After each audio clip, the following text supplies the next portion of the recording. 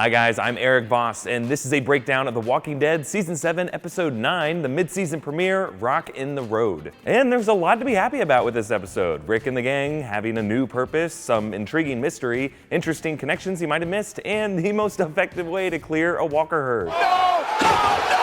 Close the line! So let's dig deep into this episode, starting with these opening images. This first scene is a continuation of that post-credit scene last episode, with the mysterious hooded figure in boots spying on Gabriel as he takes the night shift on the wall. And a lot of people are wondering, after proving himself to be pretty loyal and useful over the past season and a half, why is Gabriel pulling this dick move of stealing all the town's already sparse supply of food? But if you re-watch this scene closely, there could be an answer. First, notice how Gabriel seems calm at first, reading his Bible, quietly patrolling the grounds. Then, when he rounds the corner in the pantry, we hear this loud crash. And Gabriel suddenly looks panicked as he loots the place. So if Gabriel really were trying to sneak off on his own, this would be a pretty dumb way to do it. Like, I'm just gonna duck out while everyone else is sleeping and crash. Oh my God, get all the cans, hurry, hurry, hurry. So my guess is whoever was watching Gabriel last episode has infiltrated Alexandria, then attacked Gabriel as he patrolled the pantry, forcing Gabriel to load up a car and leave. And many of you saw this, but as the car drives away, you can see a second figure sit up in the car next to Gabriel. And I'm pretty sure that person is old Bootsy. Now, I'll have more on this theory later, but one other thing to point out here, it looks like Negan drew Lucille the Bat on their food logs. And this gives us more context for why Olivia was so terrified of Negan. Like, her job was to run the pantry, and every day she had to look at this grim reminder of what would happen to her and her friends if they don't provide. Then again, if Negan really wanted to scare her, he probably should have just drawn a picture of a gunshot to the face. Okay, moving on to the hilltop, with the current reigning champ for most hated character, Gregory, refusing to join Rick in the fight against Negan. But notice when Gregory sarcastically calls Hilltop fighters a platoon of sorghum farmers, there's a painting of George Washington behind him. And this image of an American Revolutionary War hero brings back up something I talked about in my breakdown of episode 7, the parallels between this group plotting a war against an oppressive regime that squeezes colonies for resources, and the American revolutionaries plotting a war for independence from Great Britain. So in the early days of the American Revolution, the 13 colonies were somewhat divided over whether to go to war, with the more radical rebels in places like Boston, while many southern plantation owners didn't really want to disturb the status quo, even though they agreed British taxes were unfair. Now, obviously this wasn't true for everyone. Like, obviously George Washington was a Virginia farmer and bold military leader who led the American armies against the British, pretty much the exact opposite of Gregory. Also, many other southerners fought in militias composed of mere platoons of farmers. I just find it interesting how the American road to independence lines up pretty closely to The Walking Dead road to war. And there are lots of other little parallels, including this line from Daryl. You're either with us or you ain't. Now, to me, that seems like this show's version of Benjamin Franklin's famous Join or Die political cartoon, which began as propaganda for the colonies uniting in the French and Indian War, but then later became a key symbol in the War of Independence against Britain. And even though negotiations with Gregory don't really go anywhere, some Hilltoppers do volunteer to be cannon fodder for this militia. And that includes Birdie, who you might remember as one of the Hilltoppers that Rick saved in episode 11 of last season. Okay, moving on to the Kingdom, where Rick's shocked reaction to Ezekiel's tiger, Shiva, is taken directly from the comics. Pleases me to see you, old friend. Oh, right, I forgot to mention. Yeah, Tiger. And continuing this parallel with the American Revolution, many early American ambassadors like Benjamin Franklin, Thomas Jefferson, and John Adams had to do a similar song and dance to woo an eccentric king into supporting their war effort. And that king was Louis XVI of France. And sure, comparing the kingdom to France during the American Revolution isn't perfect if you look at the history, but both King Ezekiel and King Louis had their pride stung from previous defeats. Ezekiel had to settle for this secret truce with the Saviors, and the French were defeated in the 7 Years' War. And actually, Louis did collect exotic animals, including a tiger. Now, I was interested in Morgan's reaction here. This is the first that he's learned of the deaths of Glenn and Abraham, and sure, Spencer and Olivia too. But still, his response is non-violent. If we can find another way, we have to. Maybe it's just about Negan, just capturing him. Holding him. And that idea echoes Morgan's proposal back in episode 12 of last season, when he tried to dissuade everyone from attacking the satellite outpost. We can't leave them alive.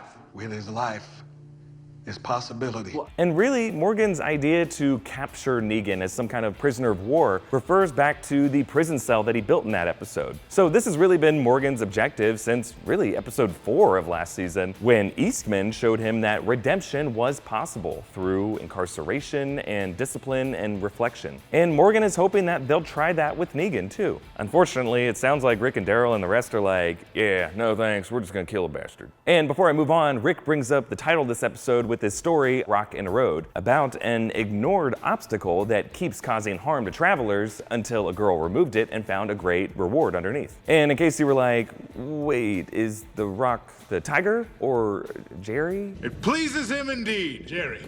No, the Rock is Negan, the harmful obstacle that people just assume they have to live with. Rick is the little girl in the story, whose family gets destroyed and she digs and bleeds to remove it. And the bag of gold is the peace and prosperity that their communities can have by removing Negan. And that whole idea of digging underneath the roadblock to score an opportunity comes back again this episode, both literally and metaphorically, and I'll come back to it. But then we get this quick scene between Carol and the Kingdom kid, Benjamin, and notice how Carol offers him some survival tips of how to be quieter when he's walking around the woods. Heel toe out here.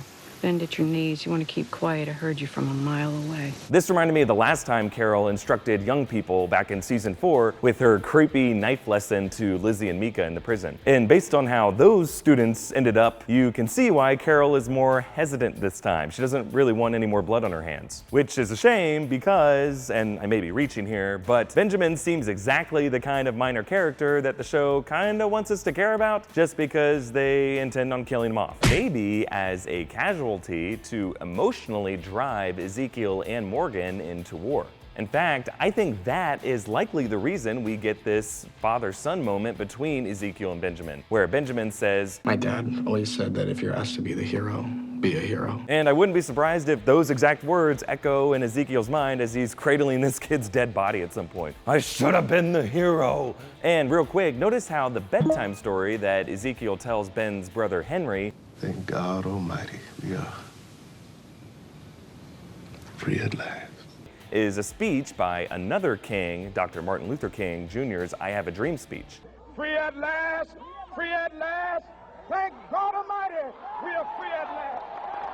And I'll admit that's kind of a weird bedtime story. Like, it was a speech designed to energize a crowd and inspire the civil rights movement, not put them to sleep. That kid's gonna be up all night, freedom marching. But really, this is interesting because just like how Rick and his group were trying to follow in the footsteps of American history, so is Ezekiel, just a different part of that history, when Dr. King advocated non-violent methods, just like Ezekiel ends up doing. Still, this proves that Rick and Ezekiel do want the same thing, the American dream of a safe place where they can both coexist peacefully. Okay, moving on. After Ezekiel refuses to give Rick troops and Daryl stays behind under his protection, we hear Negan over the radio talking about Fat Joey. Without Fat Joey, Skinny Joey is just Joey. So it's a goddamn tragedy. Yeah, for real guys, I feel like Skinny Joey's gonna let himself go. Also, it's interesting that Negan brings up Fat Joey here, because if you remember back in episode 7, the Saviors referred to Fat Joey's demolition expertise, rigging the highway with explosives to redirect the herd of walkers away from all the communities. So, by removing these explosives, Rick is risking letting the herd wander off course and become a threat, either to himself and his allies, or yet another weapon that they can use against the Saviors. We'll see if or when that ends up happening. And notice how this whole scene connects back to Rick's Rock in the Road story. First, Rick encounters a roadblock, and rather than going around it, he clears it in order to retrieve a reward. These handy explosives that they can use against the Saviors. And this brings me to probably my favorite set piece this season, Rick and Michonne using the wire between the cars to clothesline hundreds of walkers. And according to AMC, the two of them broke a record for most on-screen walker kills in one episode at over 300. Though some of those might have been from the explosion of the faulty dynamite that Rosita left behind. And by the way, Greg Nicotero shared some storyboards that showed Rosita was initially going to ignite that explosion. It looks like by throwing a baseball at the tripwire and triggering the explosives, or maybe the baseball was like a grenade. That would be crazy. Anyway, this scene ends with Michonne saying this line. We're the ones that live. Now remember, that was a callback to her motivating line to Rick last episode, which, if you didn't catch it then, was a version of a line in the comics. "We don't die." We're the ones who live. And that actually came from Andrea, who is still alive at this point in the comics. They kind of made Michonne fill her role in the show. And moving on back to Alexandria, let's talk about the word boat being written in the notebook. Now, what's strange about this is Gabriel would not know about Rick and Aaron going to the boat. This note had to be written by whoever the person was in boots who was spying on them last episode. And that means this mystery person wanted Rick to follow them back to this place. So just to recap, Rick and Aaron found this houseboat, they stole some guns off of it without any ammo, and a mystery figure watches them and follows them back to Alexandria, and that person waits until nighttime and then infiltrates Alexandria, attacks Gabriel, forces him to take all the town's food and weapons, and then lures Rick back to where Bootsy and his or her friends can get the drop on them. And that brings us to our closing images. Now, a lot of people are wondering why Rick is smiling here. And that's because even though he's surrounded by potential hostiles, this is a victory for him. In fact, he might be looking at Gabriel in the shot. We'll find out next episode. But either way, this is another rock in the road paying off for him. Like, everyone assumed Gabriel had screwed them over, but Rick knew better. This is just another roadblock leading to a new opportunity. And in this case, Gabriel's mysterious disappearance with all their supplies was a rock that led to a huge, well-equipped army of soldiers that Rick can possibly recruit for his war effort. Something that he was seeking all episode and now found thanks to digging under a rock in the road. Okay, that covers everything for this episode. Let's look ahead to next week's episode titled New Best Friends. And I'm assuming that title refers to this new group, potentially an army that can join Rick's fight and convince Ezekiel to join the fight as well. And a sneak peek scene shows us an overhead shot of this group's home, a landfill. And if we're continuing this American Revolution parallel with each new community being a different colony, this trash colony would obviously be New Jersey. Now, this group is made to look like a ton of people, some of whom are like freakishly tall. Now, I don't know how good of fighters they are, but if this war comes down to hoops, Team Rick definitely has the edge. And the promo for this episode shows us this woman who looks like this group's leader. We own your lives.